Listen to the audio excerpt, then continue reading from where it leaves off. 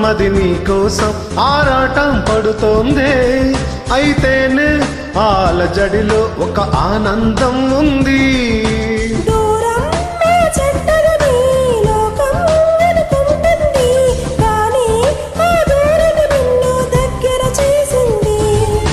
నీలో నా ప్రాణం ఉందని ఇప్పుడేగా తెలిసింది.